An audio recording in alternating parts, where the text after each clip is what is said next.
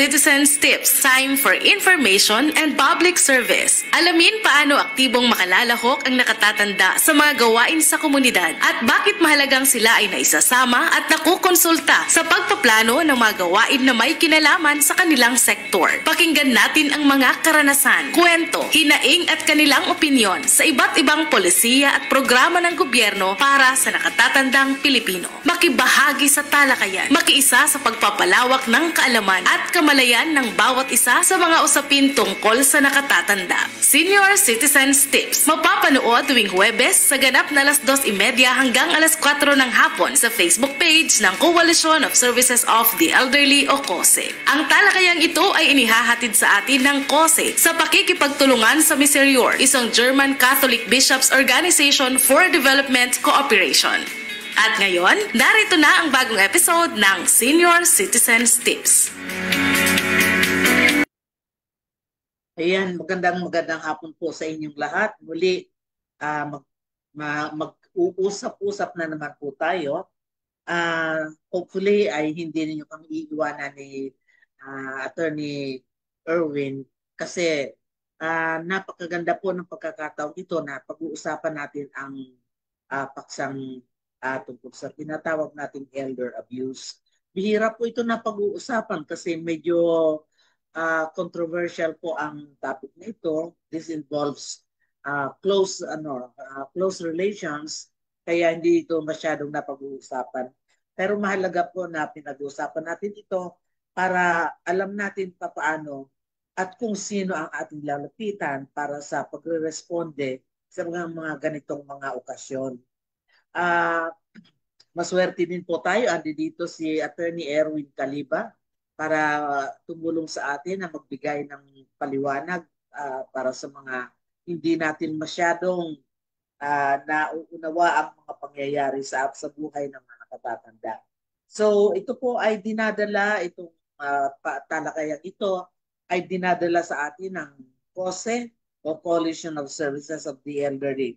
Ang topic po ay Time for Information and Public Service at sa tulong po ng sponsorship ng Miserior na isa sa mga world-renowned na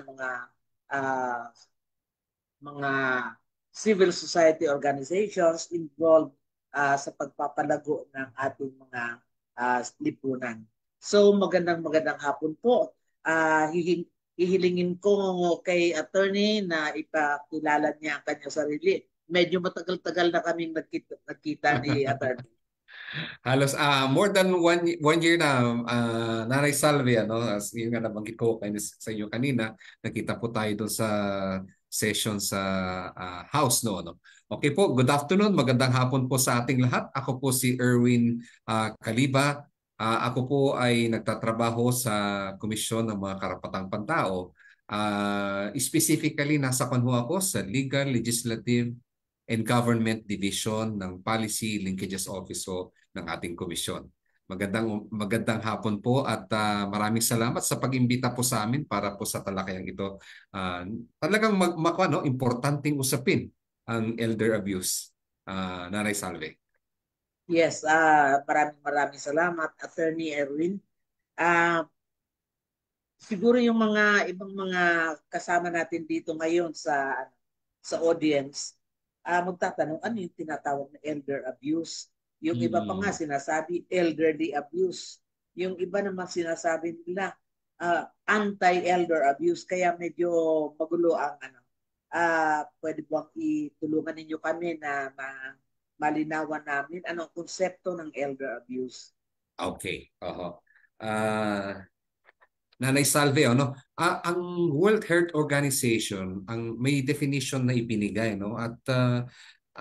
at bilang isang organisasyon na nasa global level ay tinatanggap ang definisyon. Ang sabi niya, ang elder abuse o pang-aabuso sa mga nakatatanda ay isa o minsan o paulit-ulit na aksyon na gawa na nangyayari sa loob ng relationship na may inaasahang trust, no? At ang gawain ito ay nagdudulot ng harm at saka distress sa isang nakatatanda. Any act, no? Gaya ng nasabi ko sa inyo kanina, Nanay Salve, yung pang-aabuso o yung act na that could cause, no, harm and distress to an older person ay nangyayari sa isang relationship na may expectation of trust. Yun, yung keywords ay expectation of trust, no? Pero sa nakita nating definisyon na ibinigay ng mga panukalang batas, siguro sa atin iba yung konteksto na gusto nating masaklaw nung pang-abuso sa mga nakakatanda, ay kinukonsidera hindi lamang yung mga gawain na na may masamang dulot sa mga nakatatanda, no?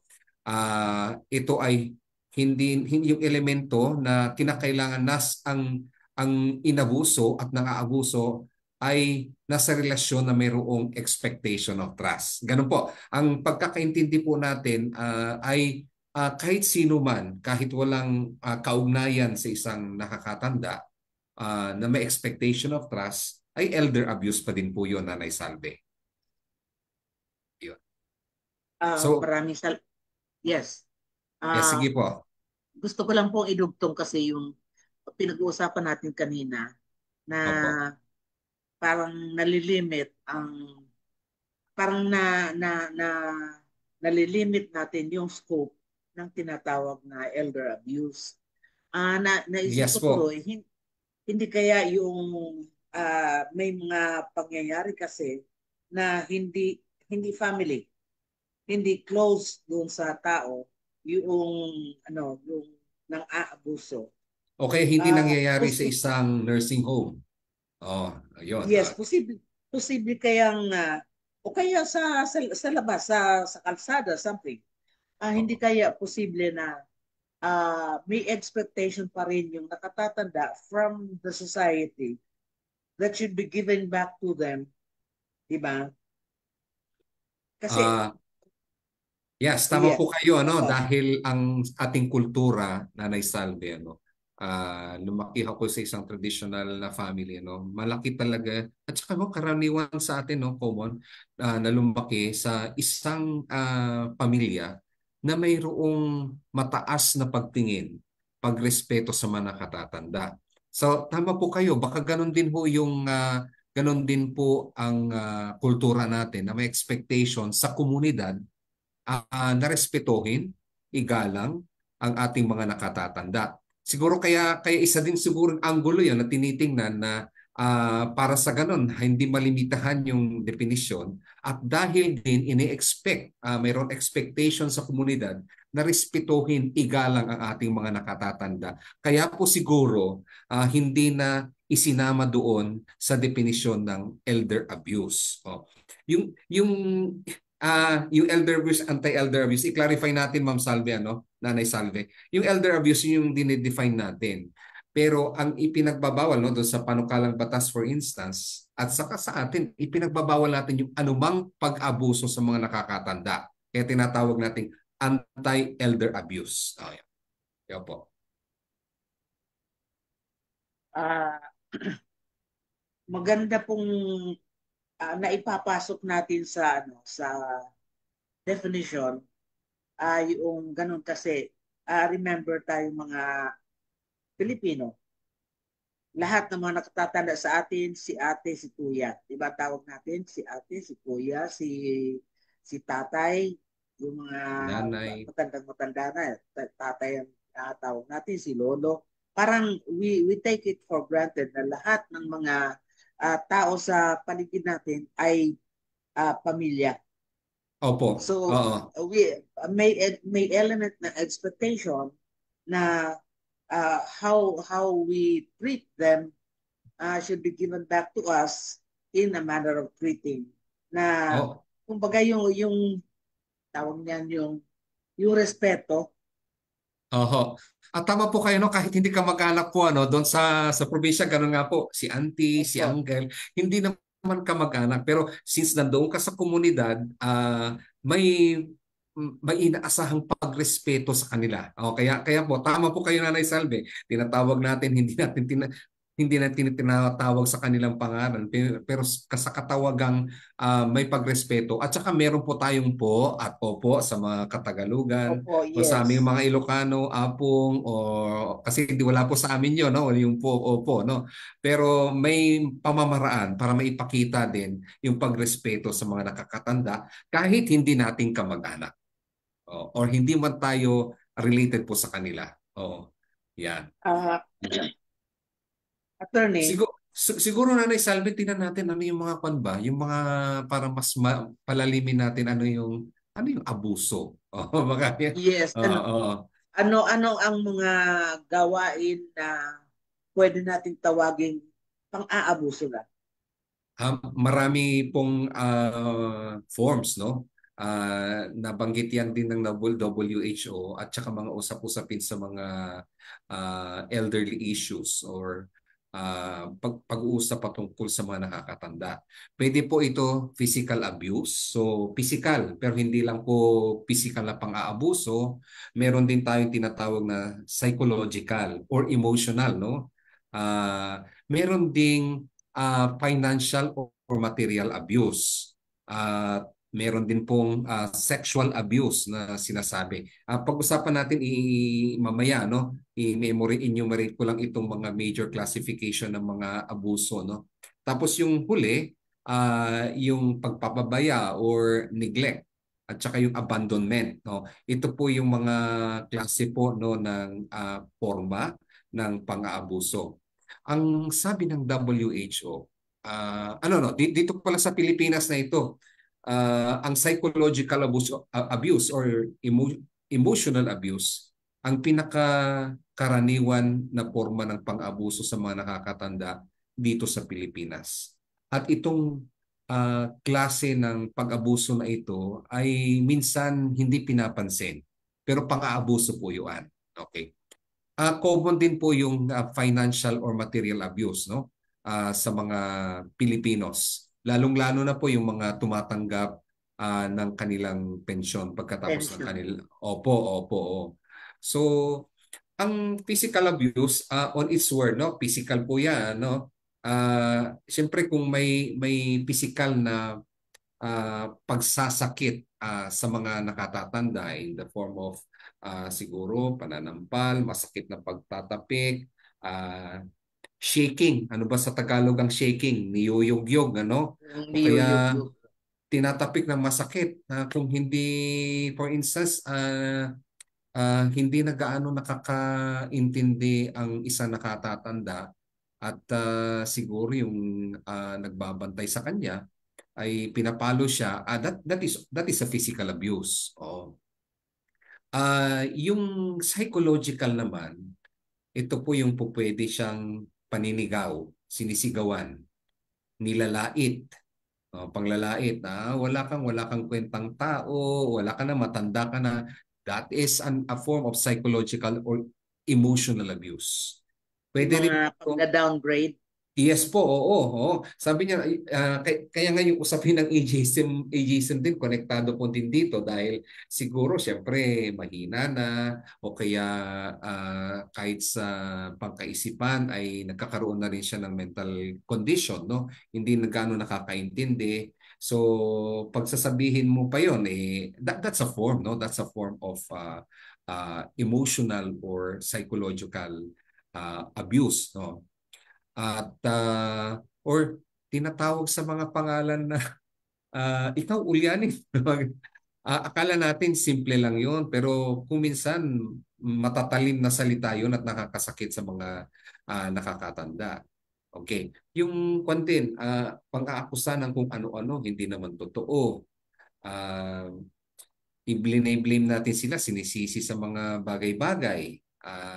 Siguro sa mga nakalipas o ikaw dahil ikaw kasi kahit hindi naman niya talaga kasalanan, siya ay sinisisi. Meron din form na naisalbe na masakit, no? Kahit siguro naman kahit hindi sa Hindi naman niya nakakatanda, talaga kasalanan, siya ay sinisisi. Meron din form na naisalbe na masakit, no? Kahit siguro naman kahit hindi naman niya talaga kasalanan. Siya ay Nanay Salve, mukhang may technical meron din form na naisalbe na Yes. masakit. Kahit siguro Okay. hindi niya Ano yan? Kaya natin si Ma'am. Yes. Mukhang may Si technical.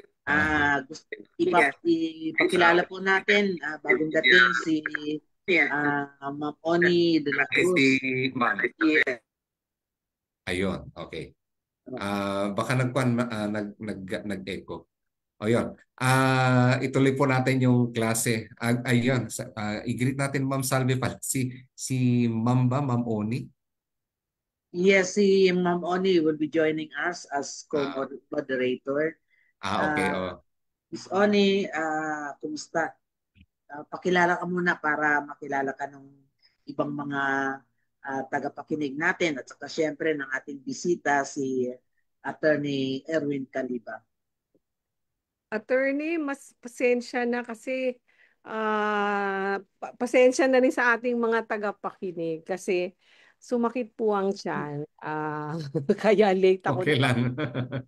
Pero sobrang interested po ako sa ating topic kasi nga nagsimula ako na nagsimula ako nag-organize ng mga solo parents at doon sa grupo namin nung nag-oorganisa kami ng mga solo parents, marami din po ang mga medyo nakatatandang sumama.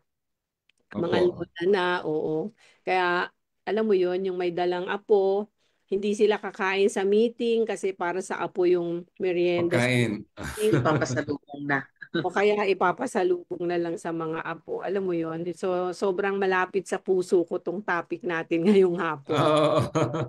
Salamat. Ayun, napapag-isipan namin yun. Nabanggit namin po, pinatalaki natin yung, ano ba yung mga anyo ng pang-abuso.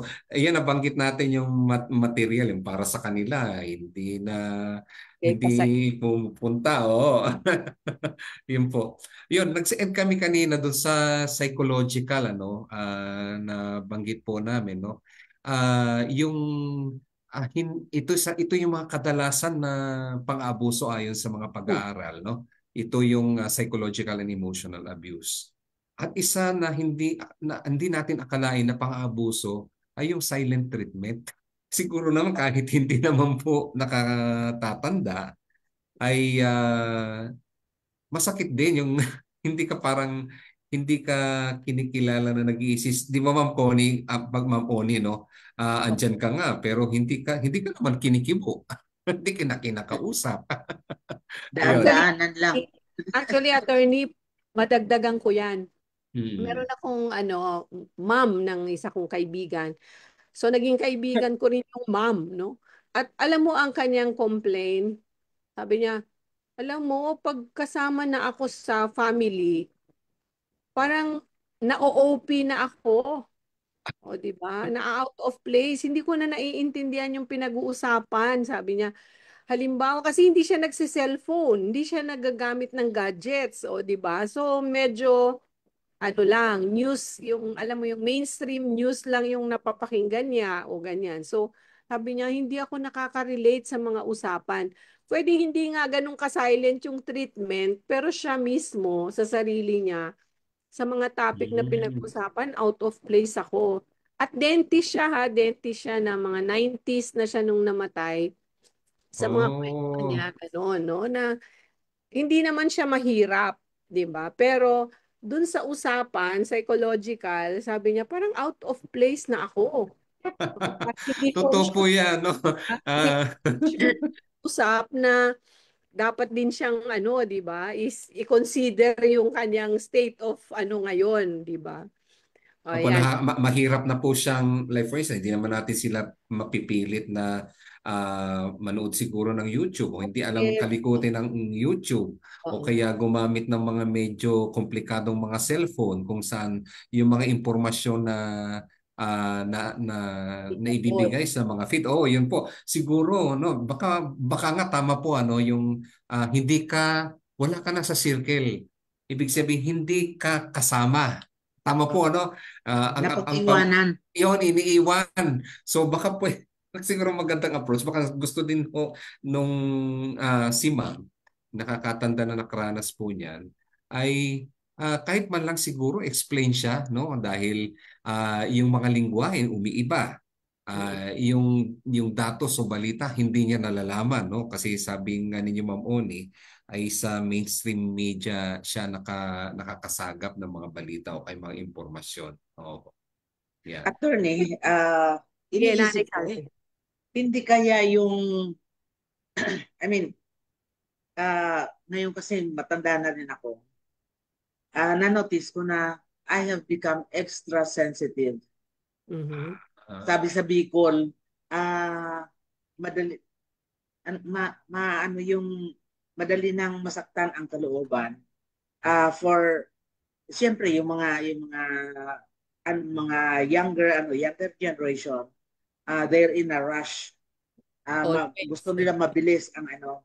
And then pag namamadali yung nakatatanda, andyan yung expectation na sana maintindihan nila na hindi ko na kayang tumakbo pababa ng hagdan, yung ganon. And then pag minadali, parang we get hurt. Mm-mm. Tama po. Kaya parang nagmumukhang madaming kasalanan sa atin ng mundo. What do Pero you think? Ma'am Salve, siguro po hindi lang naman yun siguro oversensitive. Kasi naalala ko nung ako at saka ang nanay ko, siguro mga 23 years, 25 years ang agwat namin, no? Tapos one time, pumunta kaming Cavite, sumakay kami ng bus. Tapos, hindi ko napansin, no? Parang nung saka ko lang naalala bigla na, ay, oo nga, no, 16 plus na pala ang nanay ko. Alam mo yun, yung ako, wala akong na alalayan siya sa bus, ganun. Tapos bigla akong naalala, alam mo yung bigla ko lang na, ay, oo nga, si nanay pala, 65 na. No? Yung parang, yung conscious tayo na may kasama tayong nakatatanda. Kasi halimbawa, nasanay ako na ang nanay ko malakas, 'di ba? Ang nanay ko ay superwoman para sa akin. Tapos oo nga, no, tsaka hindi siya sanay mag-commute kasi nung buhay ang tatay, lagi siyang dinadrive ng tatay sa hindi siya nagko-commute. Kaya, Oh, hindi ako sensitive, no, na may ibang needs na yung nanay ko. Nag-iedad na siya. Tapos, hindi nga siya sanay pati mag-commute. Kaya ako, sanay ako mag-commute, no? So yung ganong sensitivity, hindi siguro yung nakatatanda yung sensitive, baka may kailangan ding din, yung sensitivity sa nakababata dahil nga pwedeng Yung tingnan niya, no, yung po, no, nilalagay din natin yung mga nakababata, nilalagay natin yung sarili natin doon sa sitwasyon. Paano kaya kung ako yon? So para mas maiintindihan, nilalagay din natin yung sarili natin doon sa sitwasyon na yun. Tama po kayo, ma'am, no, yung mga kanon, may mga pagkakaiba, mga biological changes na tayo, hindi na tayo ganun din mabilis pumikap. Ako nga din ho, no, may mga din time na ang tagal kong mai-process. Parang ito yun, no, hindi mo maalala. Ako po, hindi pa ako senior, no? Pero papunta na ako doon. Yun po yun. At saka, minsan po, may namasyal kami abroad. May mga pinsan ako na much younger sa akin. Pero yung mother nila, pa senior. Sabi naman, pagod na ako. Pwede ba mauna na lang kayo? Kayo na lang pumunta. Yung hindi naiintindihan, ang bagal-bagal mo, marami pa tayong papasyalin. Ganun po. Tama pong. At yun nga po, nasasaktan din, baka nga, no, baka form din ng emotional abuse o psychological abuse na hindi naman natin sinasadya. Kaya mahalaga yung edukasyon din ho sa mga nakakabata na intindihin din, no, yung physical changes na mental changes din nangyayari sa isang senior citizen. O ganun po. ito attorney, true to life. True to life na. Total. Sa totoo lang po, naiisip ko din, nanghihinayang nga ako na uh, school is supposed to augment yung itinuturo kasi ang first na source ng learning sa atin ay yung bahay, yung family. But the school is supposed to complement yung what the home is providing, madugtungan at madagdagan. Pangalawang pamilya, pangalawang bahay. Yes. So, saka yung teacher ay pangalawang magulang. Magulang, tama po. Parang nanghihinayang ako na yung ating mga educators, yung nasa itaas ng DepEd, when they make decisions, tanggalin yung ganitong subject, pinalis yung GMRC, pinalitan ng values education. Tapos after so many years, tinanggal na rin pati values education. Wala nang iba. So, parang hindi na napag-uusapan consciously sa loob ng school yung behavioral at saka psychological na responsibility ng bata bilang isang miyembro ng pamilya. Maganda po yung tingnan. No? Tama po. Ako naabutan ko pa yung GMRC, ma'am, nung ako ay elementarya. So, alam na kung anong panahon ka. May GMRC. Kaya nga po sabi ko sa inyo, malapit na po akong mag-senior din. No? Lahat tayo naman ay pupunta doon. Kaya siguro maganda talagang usapin habang tayo po ay nakakapag-educate, no? Makakasalamuha at sa pamilya para sa mga bata, kahit sa bata sabihin na pag ganito na akong edad, mag-iiba na, okay, nakita nyo na si Lola, no? Ganyan din ho ako pagdating ng araw. At sana yung pagtrato nyo sa akin ay ganun din yung pagtrato natin sa mga nakakatanda na dito sa bahay. And of course, tama po na kung sususugan din ho ng paaralan, no? Bilang pangalawang bahay, pangalawang mga magulang, maganda po yon. Siguro nga tingnan natin sa curriculum. Baka nga po, Nanay Salve, Ma'am Oni, no? Baka may malaking bahagi po. Di ko alam kung may pag-aaral na nagawa nung tinanggal itong mga usapin o mga asignatura sa mga paaralan on values education at saka sa yung GMRC, good manners and right conduct. Di ko ba ganun ho yung ibig sabihin? Unfortunately, attorney, mini-measure ang kalidad ng education ng ating mga estudyante doon sa international na standard, international na exams na ibibigay. And mostly, wala naman doon yung mga pang-behavior, yung more on the spiritual and moral natin, pagdi-develop. Kundi, doon, usually it's mathematics, reading, and comprehension of what they read, di ba? Walang masyadong parang pagpapalago ng relationships ng bata with the family. Parang EQ. Puro IQ, walang EQ. Kaya SQ, social quotient, diba? Pero Nanay Salve, maliban pa po sa values education siguro, tsaka kay attorney, no?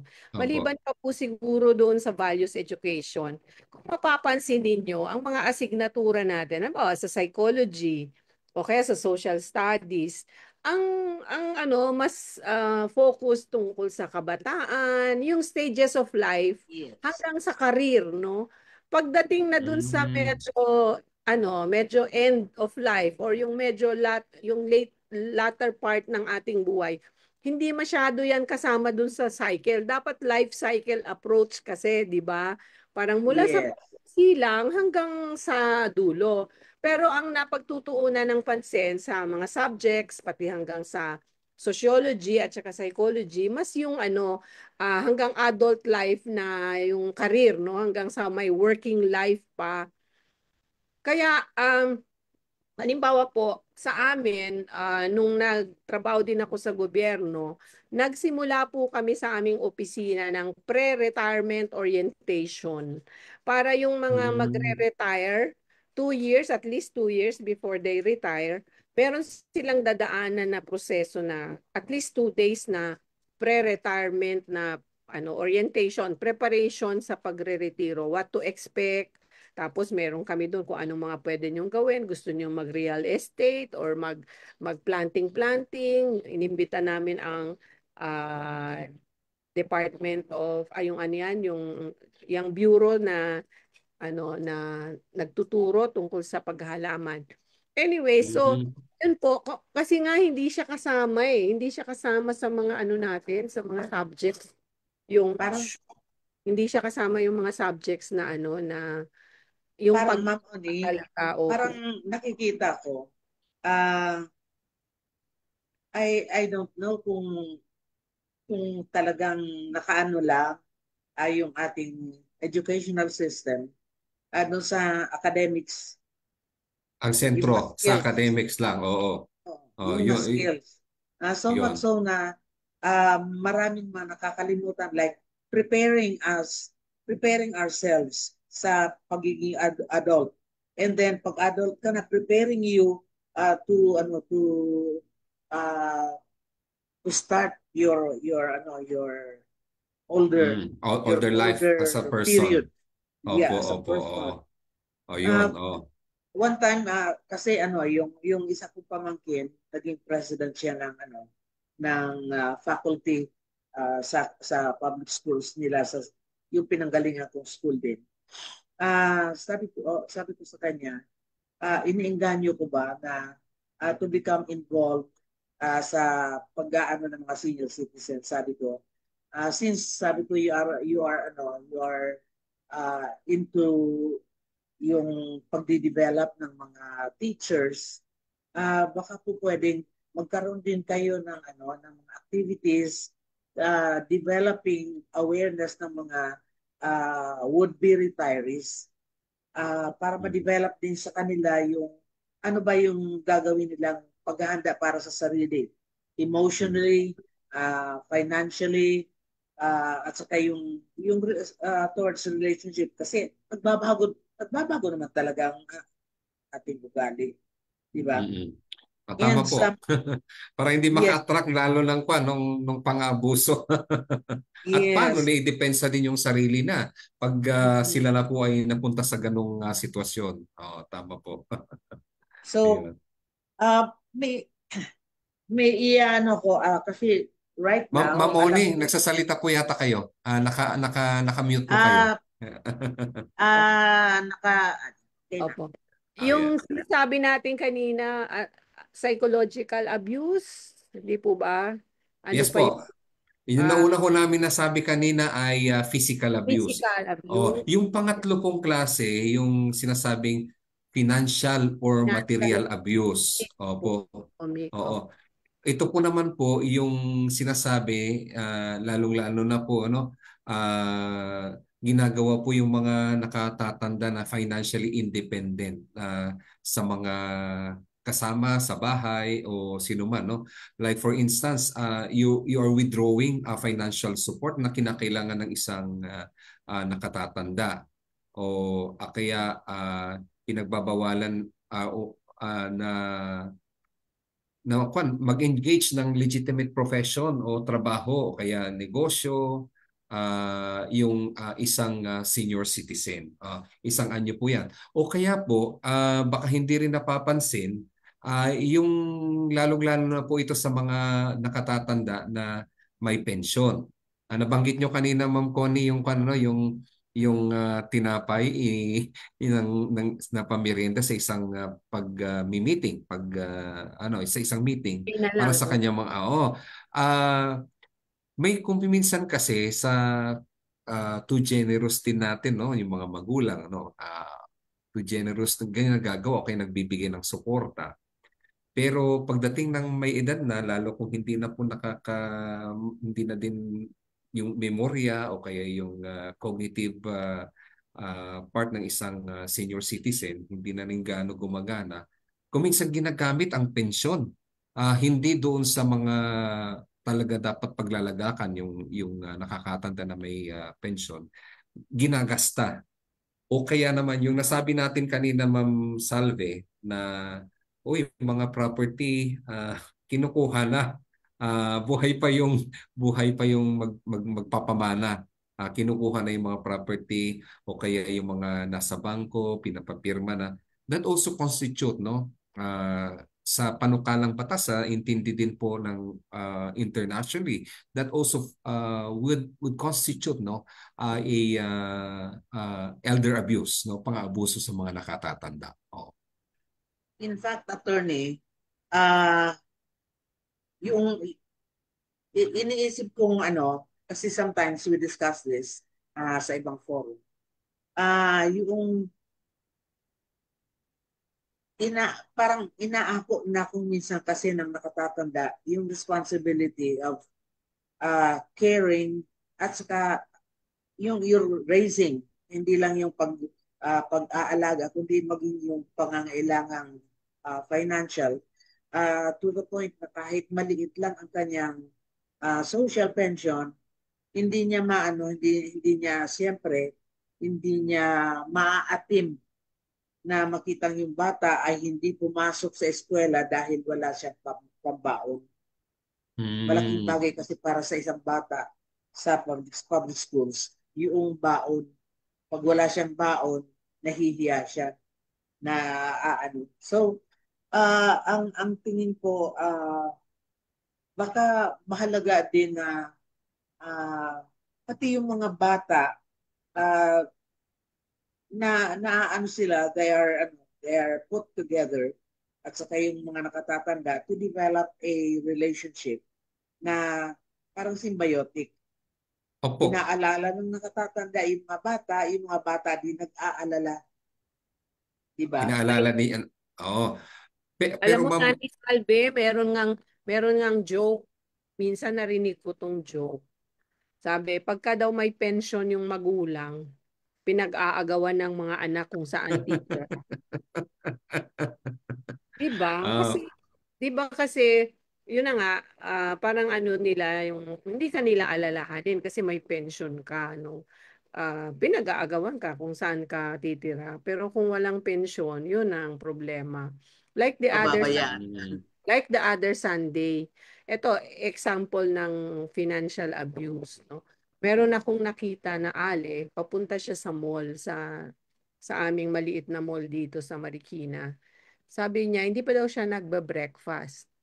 Sabi ko, 10:30 na. Tapos sabi niya, hoping na merong mga senior na nagtatambay pala dun sa mall at yung iba minsan may dalang pagkain. Sabi ko, bakit kayo walang pagkain?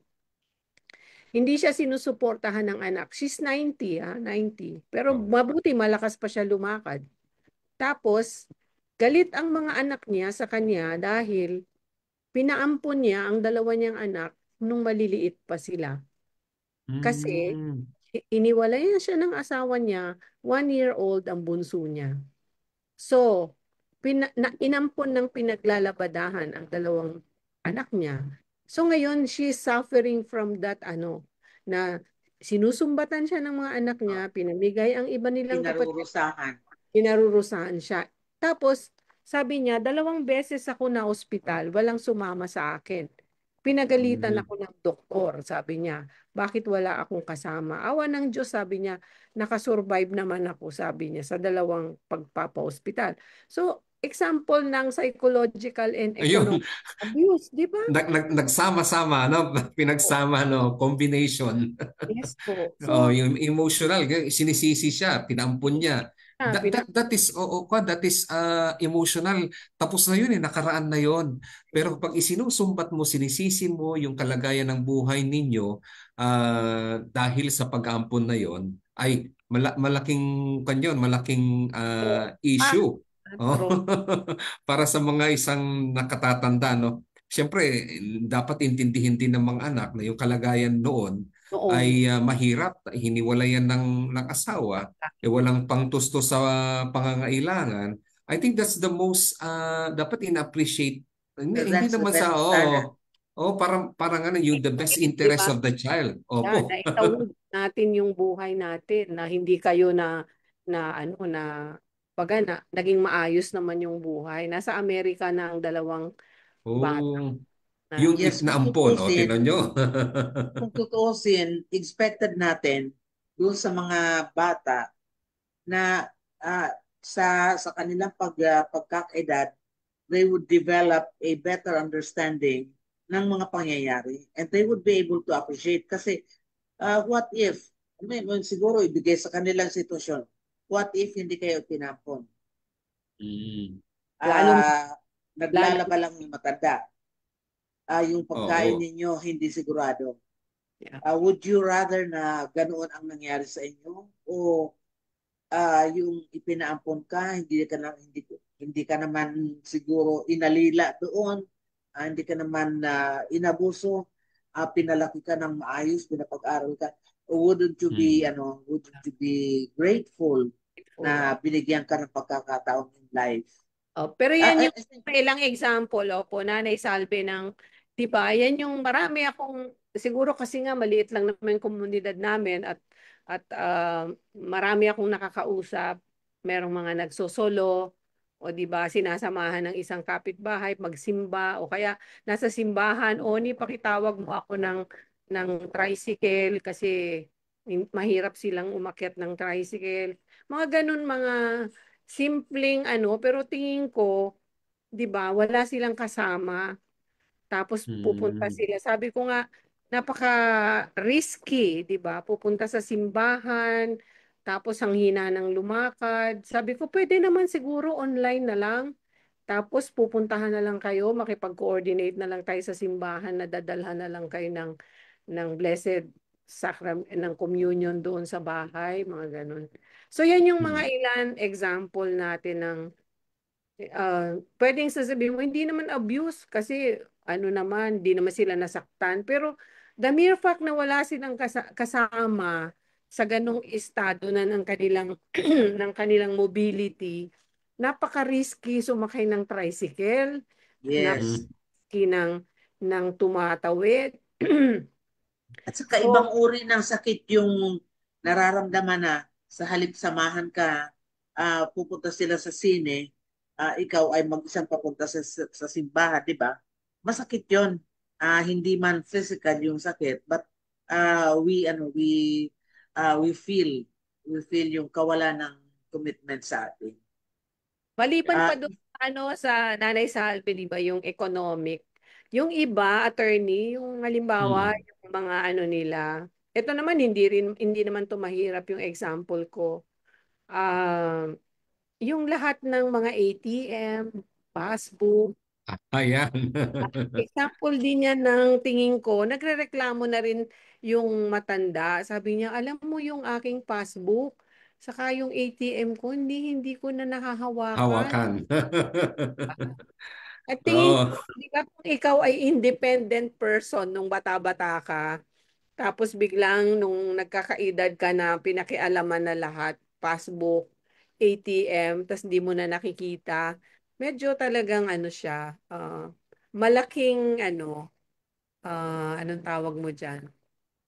Mahirap sa sa isang tao na nasanay ka independent, economic independence, tapos biglang magiging ganun yung buhay. Tingin ko ang feeling ng no, parang abuse na rin in a way, di ba, attorney? Tama ba ako? Yes po, yung hindi nila hahawakan, yung may pangangailangan, hindi nila mahagilap. Although kung minsan din po siguro maganda talagang ibigay sa mga nakatatanda yung ATM nila, lalo yung mga may pension o kaya yung kanilang passbook, no? Kapag magwi-withdraw at hindi kayang pumunta sa bangko, and that's the time that pwedeng ibigay. Pero yung hindi mo nahawak yung passbook mo, parang oo. Paano na yun? Pag may pangangailangan kay pera mo naman yun, hindi mo kontrolado. naman kontrolado ka na ng iba. I think that's also financial Yeah. abuse. Mas lalong-lalo ng financial abuse kung pinukulangan mo yung laman ng ATM, yung laman ng passbook. Itan. Clear, pagmamayari Yung ng mga magkirin, titulo. oo, mga titulo, pinapatransfer na. sana ang gusto ng nakatatanda dapat kag wala na ako. Pero pinipilit, no? Pagpipilit. That will also be form of abuse na pinilit ka na i-transfer agad tapos wala ka ng, for instance, nagde-depend ang isang senior citizen sa ani ng bukirin. Hindi na din niya kontrolado, wala din siyang source of income na magsusupport sa kanila. Lalong-lalo po sa mga informal sector na hindi naman nagkaroon ng walang pension katulad ng mga nasa empleyo. O, yun po, yun ang isang sa nating anyo din ng isang economic abuse sa mga nakatatanda. Oh. Pero Yan. meron akong isang tanong kasi anong tingin mo dun sa kasi ito napag-usapan na rin namin sa isang forum namin at saka sa isang discussion with CHR. Opo. Ano yung kasi attorney yung living will, 'di ba? Meron kasi dito sa Pilipinas, alam ko yung mga madre, tsaka yung mga pare at yung mga iba, talagang nag-aano na sila. Kumbaga malakas pa sila. Nagpe-prepare na sila ng living will. Hindi ko alam kung sa advokasya natin saan siya papasok na kasi halimbawa yung example natin doon sa living will anong klaseng pagpapagamot ang ko kapag nagkasakit ako o nagkaroon na ako ng mga medical emergency, ayoko ng yung aggressive na treatment. Halimbawa, imbes na aggressive treatment, gusto ko lang ay yung mga oriental o traditional na healing modalities, ganyan. O kaya ayoko ng cremation, like my mother. Ayoko ng cremation. Gusto ko natural na pagkapulok. Tsaka hindi maka-Pilipino ang cremation, hindi ang Pilipinong kultura, mga ganyan. So, tapos yun nga, kasi pag nasa hospital na, usually, ang experience natin, pag wala nang makadesisyon, yung family nahihirapan, nakikilty yung mga anak kung hindi nila ipupurso yung mga treatment na ino-offer ng hospital. So, Opo. ano doon, attorney? Saan mo tingin meron po, no? Meron tayong batas na ito naman yung sa mental health law. May sinasabi po doon na advance directives. It may not necessarily be a will pa po, no? Sa will yung kanyang yung mga properties, yung treatment. Maliban sa properties, yung mga Yes po, yung paano siya ililibing. Pero puntahan mo natin yung health, no? Kasi magandang usapin din po 'yan kasi like kapag hindi yung nasabi nyo na ayaw niya na yung ganitong pag-treat, no? Makuha mo yung epekto po, no? Yung advance directives. Kung hindi na ako nakakapag-isip o kaya huwag niyo akong i-commit sa isang mental health institution. Dito ako sa bahay. Ayoko din ng mga drugs na ito dahil alam ko lalong mas masakit, painful sa akin. Okay, mag-undergo ako ng isang mga procedure pa na kinakailangan. Nilalagay po yan sa will, no? Advanced directives. Ang tawag advanced directives. Saan siya ito, attorney? Makikita yan sa mental health law and I think that can also be done, no, in not necessarily in mental health condition kasi yung ito kasi medyo siya dahil yung emergency in emergency may mga emergency yung tinatawag na neurologic or psychiatric emergency, nagwawala ka na, you can cause harm to yourself, no? Pero tama po kayo, mayroon ding dilema ang mga mental health professionals, no? Hindi ba din torture kapag we don't give intervention? Yun po, may isang view na nagsasabi, yun kasi yung gusto niya. Doon will give respect the will and preference of the service user. On the other hand, may view din na nagsasabi na that can also be torture that will harm himself. No? Kung hindi mo siya bibigyan ng ganitong drug, he will cause harm. Baka pwede pang ikamatay niya if you don't give them. Ganun po yung tunggalian.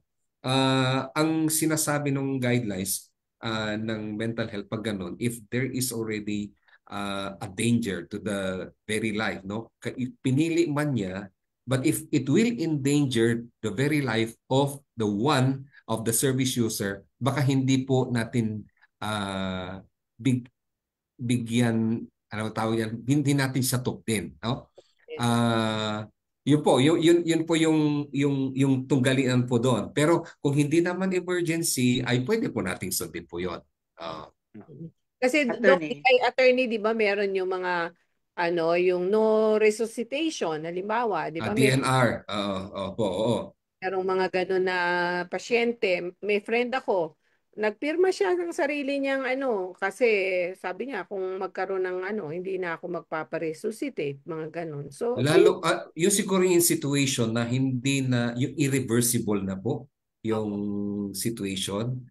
At ako po, those experience namin sa mother namin, she just passed away last year, late last year. Yung procedure na i-intubate siya, pero alam naman namin, kasi may karanasan na kami, dalawa ng relative na intubate niya, binigyan siya din naman ng pang, what do you call this, para hindi niya maramdaman, no? Nung term to say, anyway. Palliative na care. Oo, sabi namin baka kapag masasaktan pa siya, it will further alam namin masakit na, nasasaktan na siya. She can still feel the pain. So pinag-uusapan din namin baka it's just prolonging the agony. Irreversible na po yung sitwasyon, lahat ng mga malalakas na gamot na ibigay na po sa kanya. That can be talked. Yes po. Yes, I just remembered in 2023 I was invited. I was part of the conference ng mga ang mga representatives ng 15 mga bansa. Sponsored ng Commission on Human Rights. Yes, doon nag-present sila ng initial na draft ng Convention on the Rights of Persons. Okay po. Ang nag-draft ay yung taga-Korea, South Korea. Yung aking punto, sana huwag nating masyadong bigyan ng emphasis yung karapatang to have yourself killed. To decide to end your life. Sabi ko, ang lahat ng ating mga programa is for the development of a prolonged and well-lived na buhay. Bakit ngayon unang-unang gusto nating ipasok diyan ay yung pag-decide na gusto ko nang patayin ang aking sarili. Yung ganun ba? Sabi ko, how is it? Sabi ko, kasi iba't ibang mga bansa yung nandoon eh. How is it? Sabi ko na, when a neighbor kills his neighbor, it's a crime. But why is it na when he decides to end his life, it's a right? It becomes a right.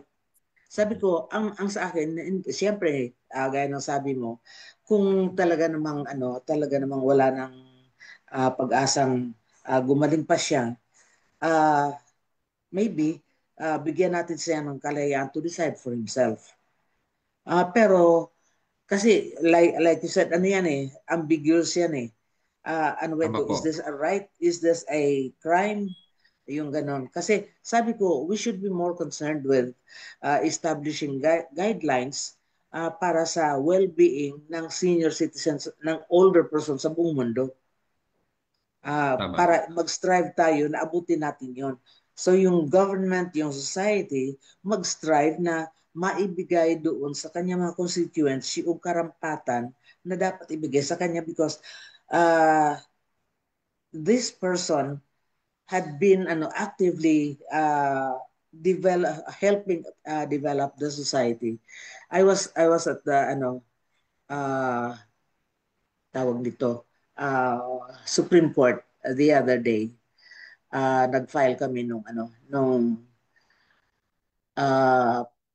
petition to declare as illegal yung pagta-transfer ng mga pera ng PhilHealth at saka yung pagbibigay ng pondo para sa operations ng PhilHealth. I was there. So hindi ko maintindihan pag kasi ako nagsasalita ng masyadong tagos na tagos sa puso. Hindi ko maiwasan na nagbe-break yung aking boses. Sabi ko, I don't know if this is right na we served this country, we served this society early on, from childhood hanggang nag-adult na kami, nagtatrabaho kami, andi yan lagi yung share ng gobyerno. How come, sabi ko, na pag ay hindi na parang di ba walang pakialam yung gobyerno, parang nangyayari niya ginagawang gatasan yung yung PhilHealth na kung meron man yan extra collection, it should go to the improvement of programs of service ng PhilHealth, not for government to squander away. Yeah. Diba? At lalong-lalo na po sa mga vulnerable sectors like elder persons, kinakailangan talaga ng serbisyong pangkalusugan o kaya din ho yung mga may kapansanang pangkaisipan, no? It's also giving much burden also to the families. Baka pwede pong ganyan. In fact po, Nanay Salve, meron nga pong ganyan sa hindi pa ganun ka-explore dahil na-disturb nung time ng pandemic itong pagsuporta din ng PhilHealth na pwede yung mga pamilya ng mga may kapansanan ay makaabil ng PhilHealth benefits. Anyway, nabanggit ho natin yung kanina, yung physical abuse, punta tayo sa emotional, tapos yung financial. Pwede kong sabihin pa, may isa pa, may klase pa na akala ko hindi, nabigla ako actually nung una kong narinig ito na meron din pala yung tinatawag na sexual abuse. Siyempre pag sinabi natin sexual abuse, it terms nila na may connection, no? Katulad nito, yung pag-commit sa mga nakakatanda ng rape, panggagahasa, o kaya sexual harassment, o yung mga acts that will constitute acts of lasciviousness. Itong mas masahol, no? Yung pinepwersa ng isang nakatatanda na manirahan sa kasamang asawa, pero andun din yung ano bang Tagalog ng paramour, kabit, no? O mistress. Ay, yung kabit. Oo. Ayan, yan. Mas masahol pa ho yung pinepersa yung mga nakatatanda to engage in prostitution, which is a crime here in our jurisdiction. Ito po yung sexual abuse na nakocommit din po pala yun, although siyempre ang akala natin hindi na dahil nga sa paggalang sa mga nakatatanda sa ating kultura, mayroon din po palang ganong klase ng pag-abuso sa mga nakatatanda. Actually nakita ko po yan sa isang video in one of the nursing homes sa western countries, kung saan yung nakatatanda ay sexually abused din. I mean, I haven't seen one dito sa Philippines, but I guess there are cases, hindi lang po nababanggit, hindi lang na ikukwento kasi like I said, this is very controversial at saka nakakahiya. Di ba? Hindi natin gaano pinag-uusapan, Nanay Salve, no? Yes. Yung mga ganyan, oo. At saka pag nagsumbong ka, ibabalandra pa sa mukha mo. Opo, opo. Siguro nung panahon you were doing these things in front of your di ba yung mga Mm. ganyan. So Oh. At saka yung huli doon sa classification na nabigay ng WHO, at sa mga panukalang batas, yung neglect. I think na-touch na din na po natin yun, yung pagpapabaya o kay abandonment. Yan ang yung hindi na inaalagaan, no? We no longer care, we don't give, no? Yung mga basic life necessities katulad ng tubig, pagkain, yung tirahan at other essential things for us to enjoy life, no? Food, no? Kasama din yun po yung pag-fulfill ng obligasyon ng bawat isa sa mga nakatatanda. Sabi ko nga sa inyo, bago tayo nag-umpisa nito, doon sa ating saligang batas na sabi, no, I think this is also one of the basis of our senior citizens law. That the families have to care for ang term ng constitution ay elderly or senior citizens or older persons. Ito po ay neglect, isang forma ng pang-aabuso din, no? O kaya hindi natin pinapaliguan na yung mga nakatatanda, among other things na hindi na magawa pero pwede naman nating gawin para sa ating mga older persons. So ganun po, neglect and abandonment, no? Yan, Nabanggit isang forma. attorney, nabanggit mo po yung yung sexual abuse. Actually, Apo. um, merong magandang tula eh. Hindi ko na masyadong maalala saan ko siya nakita. Pero don't be, parang ganito yung tema ng tula. Huwag kang maging bata kasi ang mga ibang rapist gusto nila ang mga bata. Pero ganyan, Oh. sa dulo meron siyang, huwag ka ring maging matanda kasi yung mga iba gusto rin nila ang matanda. So, parang parang ang suma ng tula na hindi ka na ipanganak. Mga babae to, tungkol sa mga babae, isang poem tungkol sa mga babae na about abuse. Tapos totoo kayo yung sinasabi mo na sabi ni Nanay Salve sa mga ibang countries.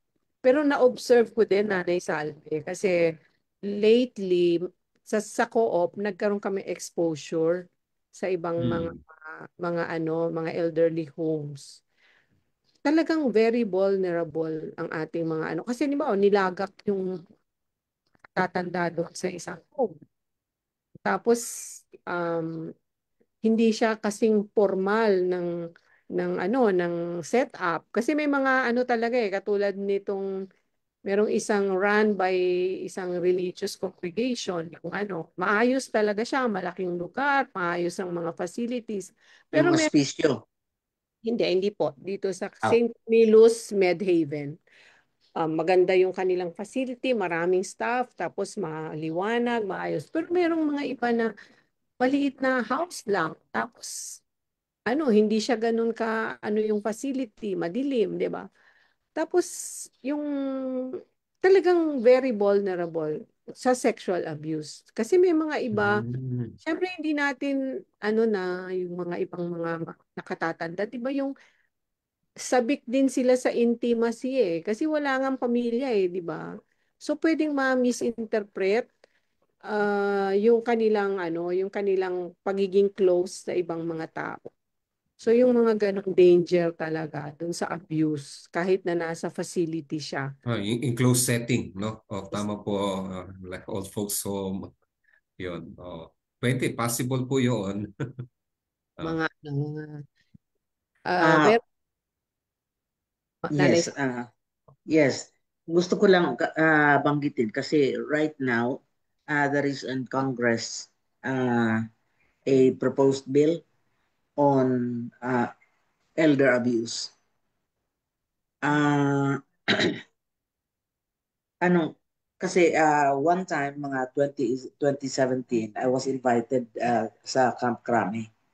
Ini-launch nila yung isang pamphlet, ang title,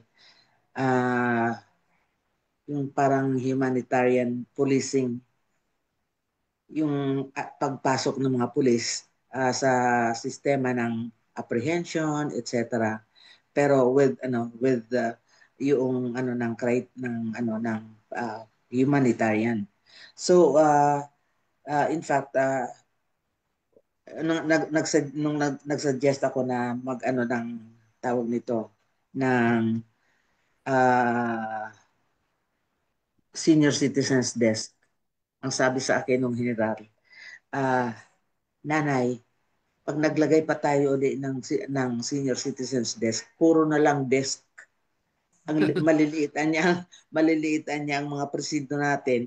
Meron ng women's desk, meron ng children's desk, meron pang older persons desk, meron pang whatever. So, I think kailangan yung batas natin tingnan muna how it will affect yung implementation. In fact, nabanggit ko doon sa aming sa aming resolution na yung programs ng gobyerno in response to abuse cases should be proactive. Hindi natin hihintayin. Hindi reactive. Yes, hindi natin hihintayin mangyari muna bago natin anuhan. So mahalaga siguro yung education ng community isabay sa education din ng mga nakatatanda, pati ng mga caregivers. Kasi para din naiintindihan nila ang implication ng kanilang mga actions and yung kanilang mga pinipiling pamamaraan. Tama po kayo, Nanay Salve, ano? Dapat yung approach hindi siya yung protective. Ibig sabihin, tapos na yung pang-aabuso. No? Tama po, no? Sa komisyon, ganun yung approach. No? Yung may tinatawag kaming 4Ps. No? Ito yung promotion and education. Patungkol naman ho sa human right. No? Related naman po yung right not to be abused ng mga... So baka pwede, no? Sa promotion and education, prevention, paano natin kaya maiiwasan itong pag-abuso, no, pagba-violate ng mga karapatan ng mga nakatatanda. Apart from promotion and education and prevention, ito na yung policy, no? Policy, paano ba natin maimpluwensyahan din, no, para sa ganun magkakaroon ng pulisiya na mas maganda. Kanina umaga galing din kami sa house, no. 25% daw ng youth ngayon, nagbigla ako doon sa datos na sinabi ni Attorney Cheljoc, no. 25% of the youth ay out of school youth. If we don't do any policy right now, no, tulad din natin ngayon. Wala nga tayong definite na datos, pero alam natin na nangyayari ang elder abuse. Ano bang ginagawa natin para sa ganung mapigilan? That's on the front of policy. And lastly na yung protection. Ibig sabihin, nangyari ng pag-abuso, ano naman yung action natin para i-address itong pang-abuso na ito. So, siguro holistic, tama po kayo, hindi lang dapat reactive o protective, but it's also proactive yung term po ni Ma'am Salve. At nabanggit mo na din yung Nanay Salve, yung mga panukalang batas, nabanggit mo nga sa iyo kanina, meron tayong 17 na panukalang batas na file sa House of Representatives. Alam ko at alam din ninyo na ito ay every Congress na na-file po ito at nanatili lang po doon sa ating legislative mill. Sa Senado din meron ding 7. Kaso nga lang lahat ito mga pending sa dalawang kapulungan ng ating Kongreso. Back to zero, attorney, no? Yes po. So kinakailangan din i-refile na lang uli. Para maghanap uli tayo ng mga champions, yung mga nanalo, babalik sa Kongreso, babalik na senador, babalik na congressman, congresswoman. No? Tama po, back to zero po tayo.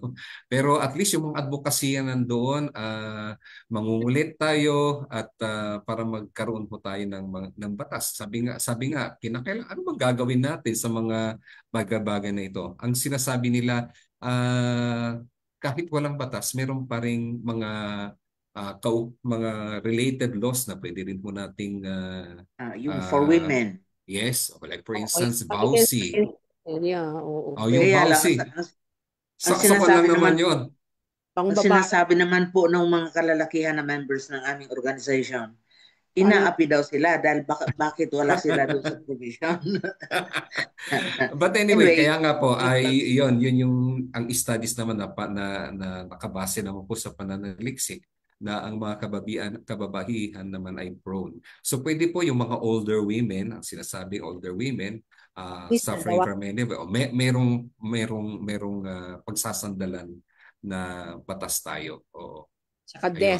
desk na kahit paano may Ayun, yung nabanggit yung desk, no? Tama po, alam, tama baka daw Ma'am mapuno ng Salve. desk. Baka daw mapuno ng desk yung mga presinto. I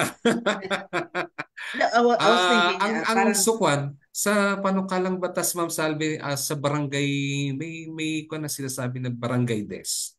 Of course, baka magrereklamo din ang barangay, marami na kaming desk. tao, tao, yun ang problema. Mm-mm. Kulang may tao. may suggestion po tayo na since sabi nga physically hindi hindi hindi obra na lahat ng mga presinto ay lagyan natin ng ano, but uh, kung baga ay siguro pwede nating i-compress yung function ng desk for older persons ay isama sa functions nung manning the uh, women's desk and children's desk. Related naman yun eh. So kasi nung binanggit ko po yan mga 2017, sinabi po ni Chis Escudero, yan na nga bang ayoko ng mga ano kasi gagastos na naman kasi sabi ko po ang ang ang ang availability o ang uh, ano ng mga may kapangyarihan sa LGU ay nandoon sa barangay. Yung meron tayong mga mga barangay tanod and then mga barangay kagawad na pwede makatulong. Ganon din yung barangay health worker. Kasi umiikot lang siya sa komunidad para lang magtimbang ng mga bata. After that, hindi mo na makikita. Sabi ko, why not involve them? Dagdagan, syempre, i-upgrade ang kanilang remuneration. Para po idagdag po para hindi Yes. po masyadong magastos, idagdag doon sa kanilang mga Kasi hindi naman lahat. function o same din no, yung paabuso sa Mm-hmm. bata, like for children, women, older person. Baka nga po Ma'am Salve Nanay Salve, Ma'am Uni. Baka nga po ganun hindi separate desk kung sa barangay level no. Baka pwedeng i-incorporate doon sa mga functions na po Lahat ng violence na issues Mm. nandiyan na sa isang desk. Opo. Yes po, kasi baka yung nga po yung estratehiya natin dahil nga resources din ang pinag-uusapan natin. Kahapon nagsalita ang DBM, sabi niya parang there are around 200 laws. Laws na po pinasa na po ito and they are unfunded dahil yung pondo naman ng kaban naman ng bayan ay nagko-compete sa lahat ng mga programs, projects na galing din sa Kongreso, no? So yun po, it might be we might be successful in passing a law, pero it might just unimplementable law. Baka ganun po yung pinupuntirya. So siguro we can be more creative on how we do this. Pero tama si Ma'am Oni, yun nga, meron ba yung uri ng pang-abuso at violence, whether that be women, children, older persons, or yes, and they will be trained.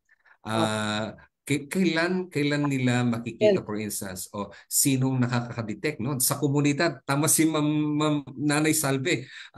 Makakilala naman ang mga tao din sa barangay. So talagang at the level pa lang ng community level na magkakakilala kang mga tao, yun po yung mga tatargetin at the community level.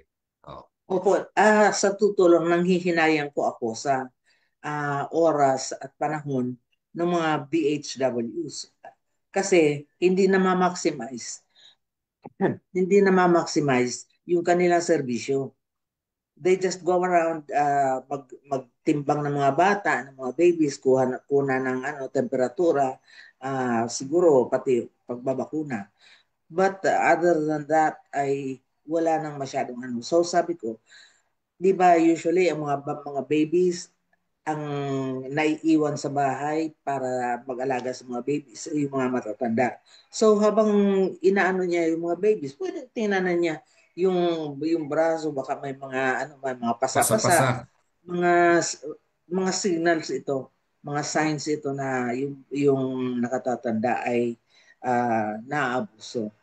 Sige. Opo. Baka, Nanay Salve, attorney, meron opo. lang akong mga babasahin dito sa ating Sige chat. po. Opo. So sabi niya, dito daw pala sa Valenzuela City, meron silang ordinance sa elder abuse at senior citizens help desk sa Valenzuela. Maganda po yun. So sila nagboluntaryo na. Wala pong national law, pero Sa, dahil sa ordinansa. Ordinansa nag-create po, ano? Opo, sa opo. Ah, Opo, sa Sanaha po sa Marilao, meron na rin po silang Senior Citizens Help Desk. mm. Tapos meron ding ano dito, marami tayong mga tagapanood sa iba-ibang lugar, may sa Bara, San Mateo.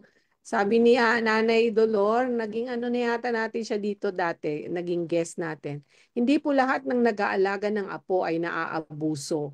Maraming mga Hmm. lola, lolo ay masaya sa kanilang pag-aalaga. Ah, Sarili. Ah, O, basta willing willing. lang, willing. Hindi sila nasasaktan, hindi na puwersa. Pwersa, ah. o. At Ah, saka yung atin pong tinatalakay dito ay hindi ibig Hindi lahat. sabihin lahat ng tao ay oh, nagdadaan sa ganito. While hindi man lahat, marami sa totoo lang. Actually, in 2011, I was invited to speak at the UN. During one of the lull periods, we were invited doon uh, sa office ng mga kababaihan ng mundo. And opo. they were requesting us to help them makagather ng data uh, tungkol sa elder abuse. Tapos lumabas po doon kasi medyo ako mismo nag-react ako kasi sabi ko mahirap kasi tayo dito sa Pilipinas, mahirap kasi na maka ng datos kasi at that time ang pinaka-popular lang ay yung remember yung sa EDSA na nasa kulungan ng aso na ginaganyan Mm, ng anak. Yun. Sabi ko, bihira yung nagkakaroon ng mga kaso sa local government unit kasi sabi ko, yung matanda ay hindi magrereklamo sa barangay laban sa kanyang mga kasambahay sa mga opo. 'di ba sa kanyang mga kumpanyo sa bahay. So it will be very hard for us to uh, get as much information and data from the UN ganoon. So Actually, nung isang beses, Nanay Salve, nakapanood ako kay Tulfo. Yung mm, Mm. ay nagreklamo kasi nga parang pinalayas ng anak sa sarili niyang bahay.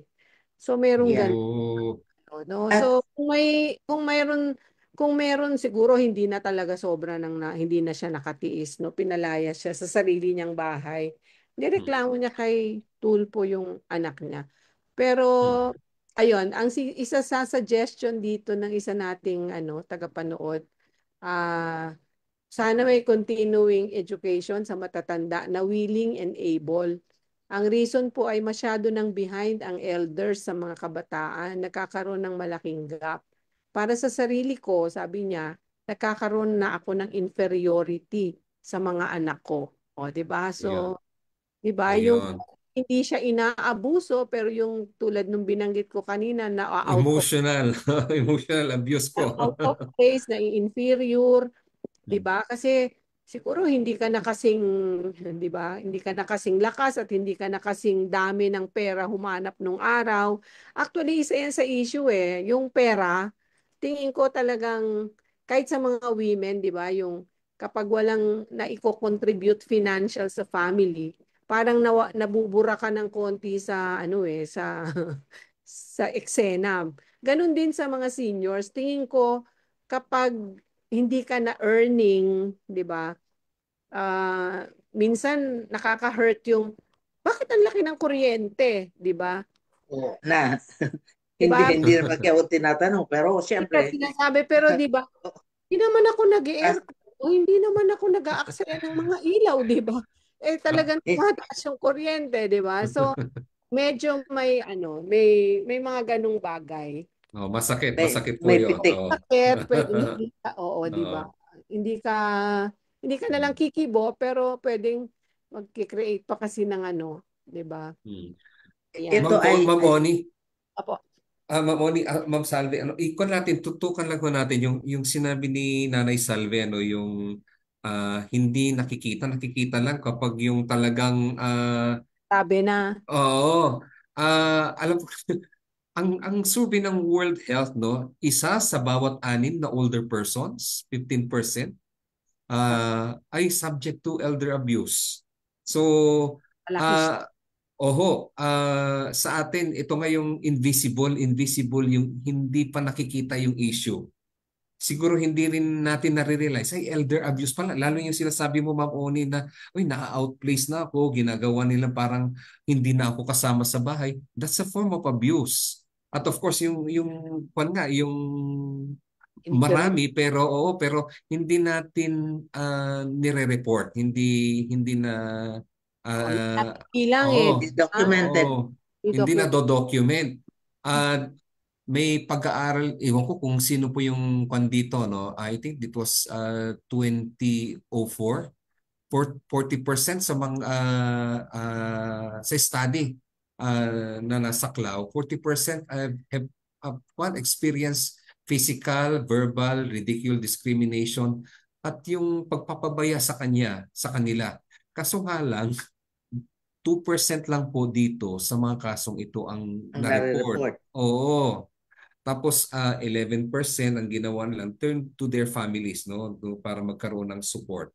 Yung iba naman po, wala nang ginawa. They did not support, they did not go to seek help, to seek support or refuge. Kasi ang DSWD naman po, may mga bahay po tayo, may na-mention po tayo ng kakanlong ng mga napabayaan, abandoned, or kaya abused na elder women. So may problema po tayo talaga doon sa datos namin. Tiningnan ko din sa amin dito yung mga previous, no, mga immediate 2021, 2022 yata bilang paghahanda dito, no, hindi din po din malinaw yung datos, no, parang mga alleged human right violations on elder, not necessarily elder abuse, no, as we understand, no, yung mga 5, 6 na klase ng pang-aabuso na nabanggit po natin. So, yun po, baka para matulungan po tayo na mabigyan ng karampatang atensyon ng ating mga kinauukulan, lalo na sa Kongreso, ay of course we come up with a data na alam ko may ginawa na, kung Nanay Salve, alam niyo siguro yung ginawa naman ng DSWD in very recent, Yung yung sa respect, national, yung, yung sa respect yung sa sa respect. Valenzuela.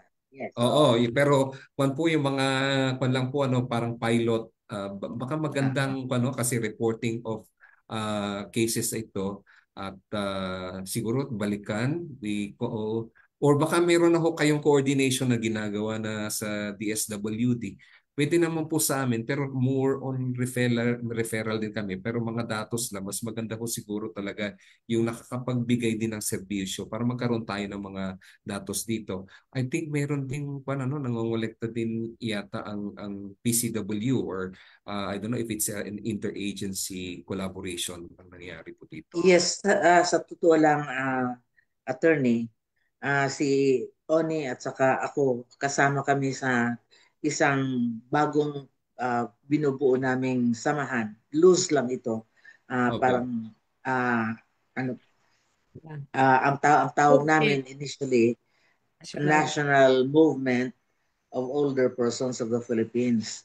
Parang ang focus ay yung pagsulong ng mga advokasya para sa better to influence to influence our policy Policy policies. making. Yeah, yes. May attorney, I Opo. know that there is a bill filed in Congress about uh, elder abuse. Opo. Pero ito po actually ay bahagi ito ng ginawa naming resolution in 2017 nung previous council pa. Sa NAPSI, Ma'am Salve, no? Sa NAPSI po, Nanay Salve? Opo. Oh. Opo. So some of the suggestions we presented ay for government to create a special legal assistance unit that will give free legal services para sa mga cases, mga abuse cases. Kasi may nagsabi naman sa akin, meron na niya tayong PAW. Sabi ko hindi 'yun ang ibig ko sabihin. Kaya ako kahit nasa 3 abogado lang, sufficient na 'yan na para i-handle ang mga local abuse cases. Kasi kung isasama mo sa trabaho ng PAW, baka sabi ko, matagal nang patay yung nakatatanda, hindi pa nahihiring yung kanyang kaso. So, kung maaari niyang lagyan din natin ng time frame. Actually, nung naisip ko, siguro 3 months. Kasi, di ba, di naman natin alam kung hanggang kailan mananatiling buhay ang nakatatanda. Just to make sure na maaasikaso. And then, Saan po nyo naisip ilagay yung special unit for the protection of legal services for the protection sa munisipyo po. Sa munisipyo. Opo. Okay. Kasi may responsibility to monitor yung tanod at saka yung BHW. I-report niya yan sa council. Ang council ngayon ang mag-initiate ng apprehension.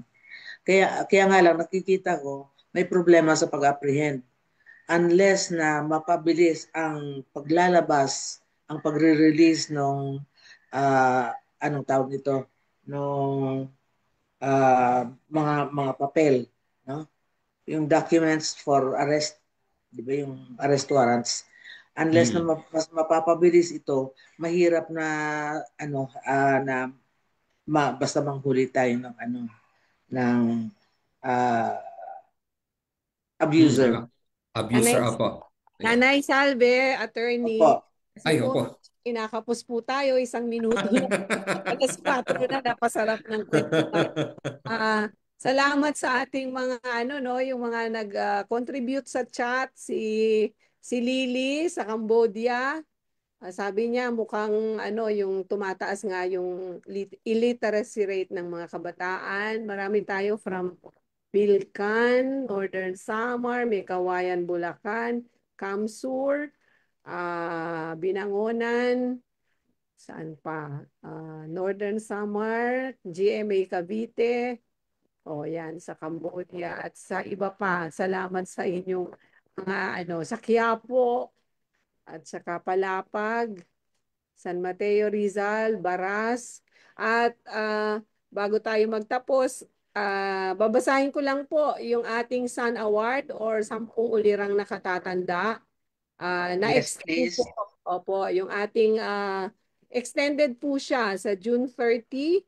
Maaari pong isumite ang inyong nomination sa nakatatanda o senior citizen na edad 6 na po pataas, hindi multi-awarded o kinilala o hindi pa kinikilala sa international o national na level na awards, nagsilbi sa komunidad, organisasyon, o tumutulong sa kapwa nang walang hinihinging kapalit o kabayaran sa loob ng 5 taon o higit pa.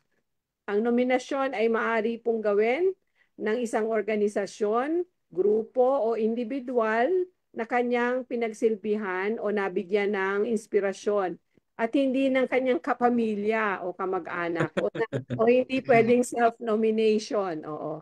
Para sa karagdagang impormasyon at nomination form, magpadala ng mensahe sa Coalition of Services of the Elderly Facebook page admin@cose.org.ph o tumawag sa telepono 02-8374-6416. Yun lamang po at extended po hanggang June 30.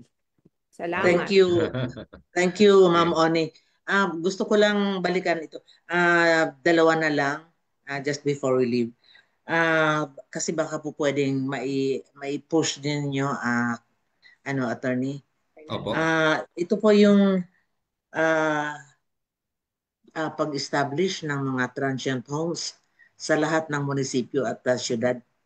Kasi totoo, we have several housing facilities, pero ilan lang yan. Dito sa Metro Manila, baka 4 o 5 lang. And even yung DSWD run, lalo pa yung mga naabuso, ito ay para sa mga naabuso Nanay Salve, no? Oo. Yes. Actually, hindi lang para sa mga naabuso, kundi lahat ng mga, di ba may mga nakatatanda, bababa lang ng bahay, lalabas ng gate, kumaliwa, pagbalik, hindi na alam kung saan siya dadaan. Yung mga Hindi na niya maalaala kanyang pangalan. So, kasama sa mga serbisyong dapat may social worker, yung re-entry o reintegration ng nakatatanda. And lastly po, may pilot, Nanay Salve, may pilot project ang COSE sa Samar with LGU tungkol sa care center para sa may mga dementia. Yun ang kanilang parang pinili. Opo. Pilot pa lang yun sa Samar. Opo. That is good if that can be expanded, kung ma-widen nila ang scope ng program, so much better. Opo. So, yun may last na ko po ay sana faster ang resolution ng mga abuse cases. Opo. Kasi di ba ang iba niyan ilang buwan na lang ang niyan, swerte na kung abutin pa ng 1 taon. Ang pagre-resolve ng kaso. Yes, alam mo naman natin how long does it take for one case to be resolved. Pwede pa tayong mga lampag sa mga husgado. Okay, tama po. Parang attorney, 'di ba? Yung halimbawa yung 'di ba yung vowsy sa family courts siya, 'di ba? So may nilalagay.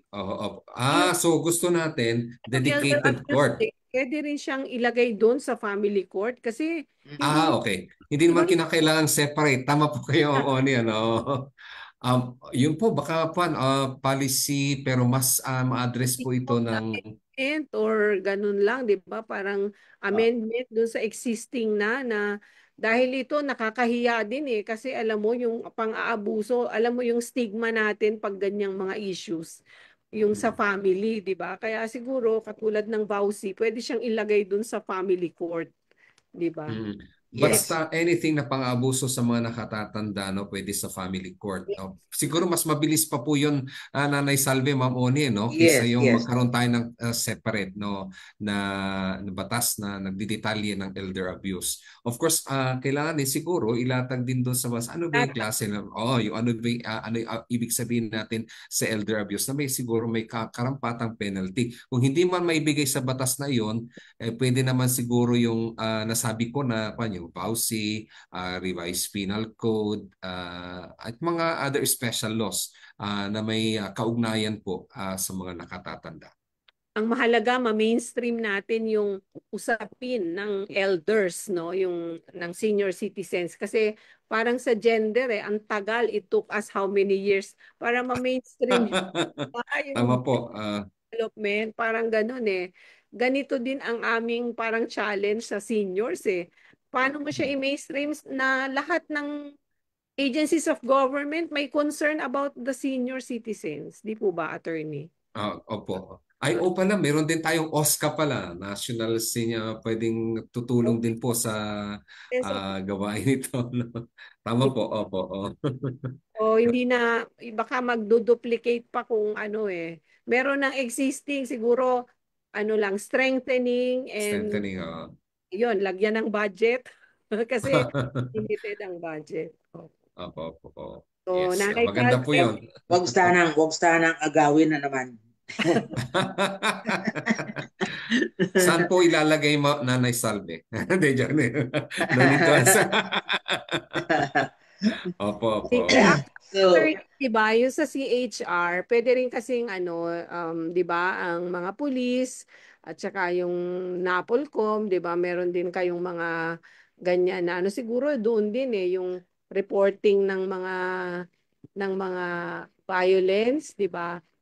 Ah, siguro sa reporting din ng mga pulis, pwede rin yun isasama talaga eh. Kumbaga, meron ng template na meron doon talaga yung elder abuse, di po ba? kumbaga, Ang i-disaggregate yung i-checklist. mga data. Checklist na yung mga issues sa community, mga issues ng violence, 'di ba?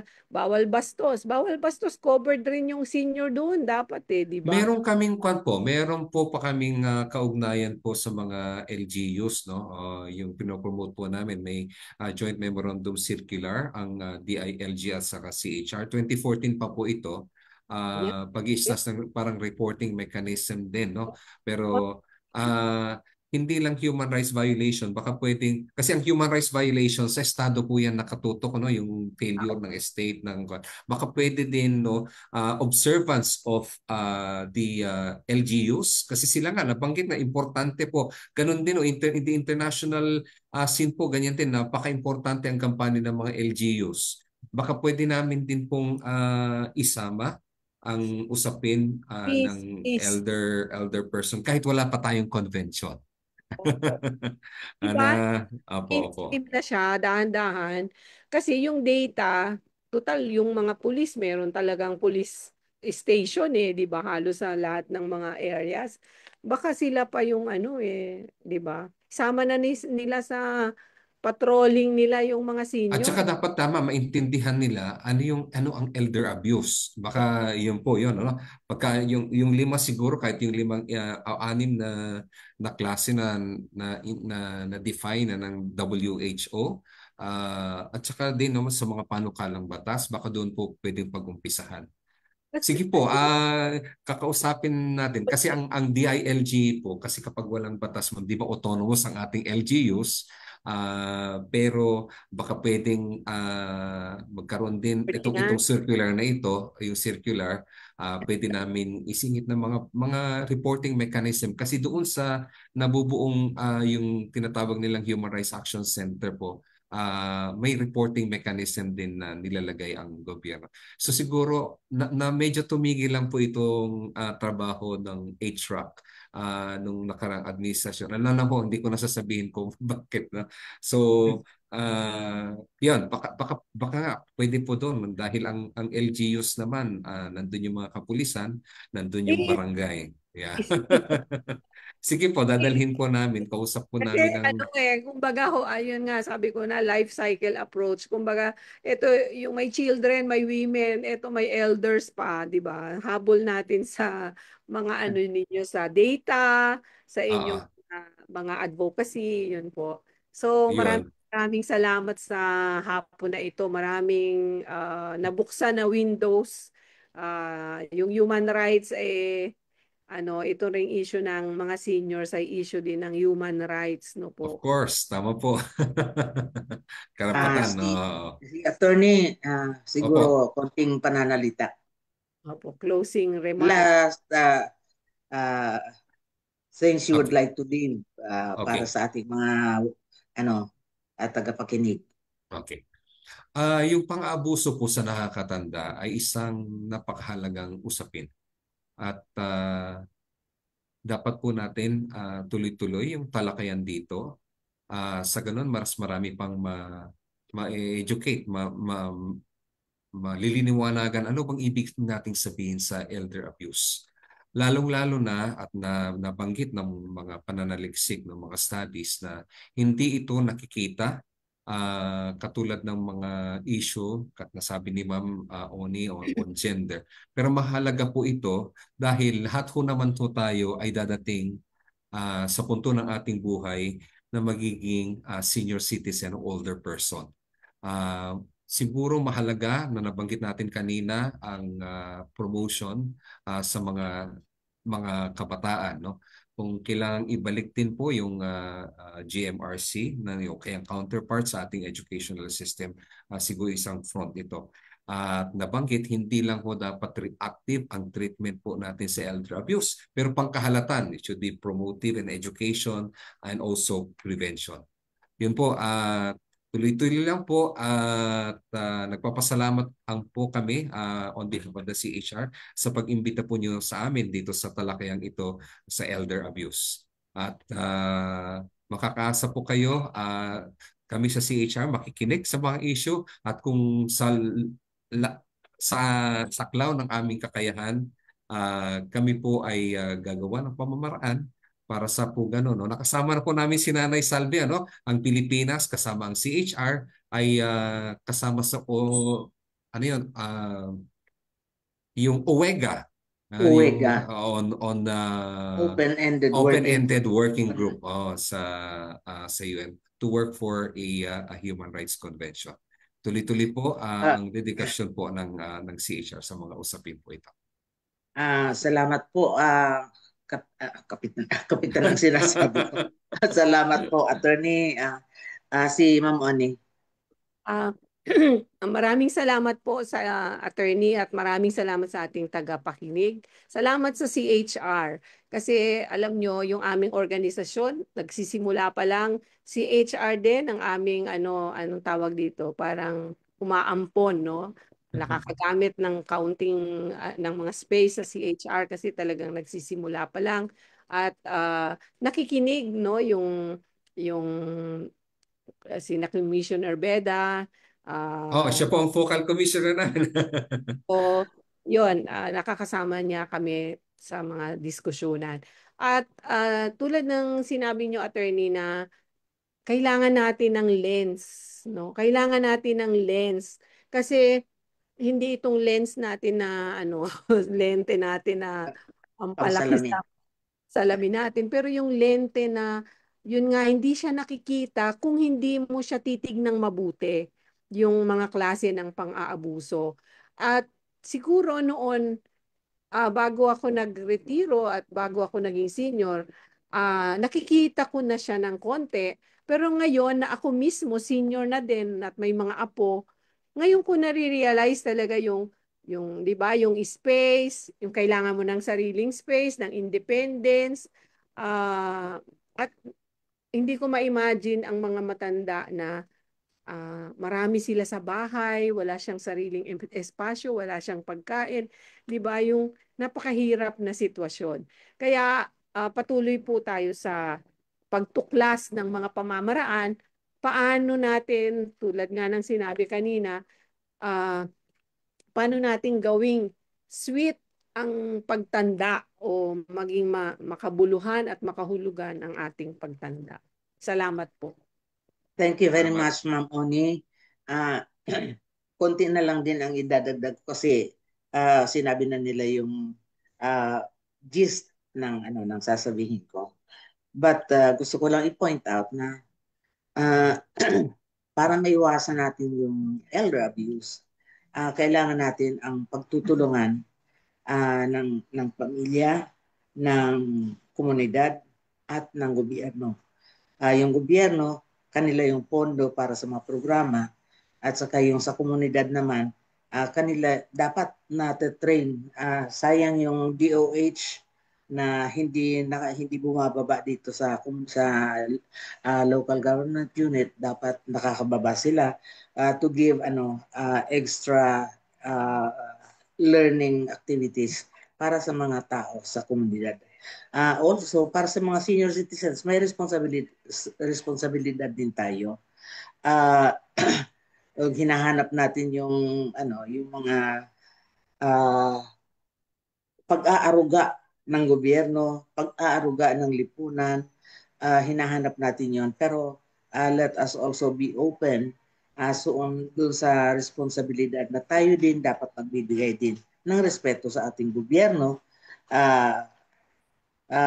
kahit na merong mga hindi ka nais-nais na nangyayari, kailangan respetuhin pa rin natin. And yung komunidad, let us always work within the community. Mahirap naman tayo na magkakanya-kanya, solo-solo. So para sa COSE, maraming salamat, at saka sa Miserior for bringing the program ng Time for Information and Public Service sa ating mga liblib na lugar sa mga nakatatanda.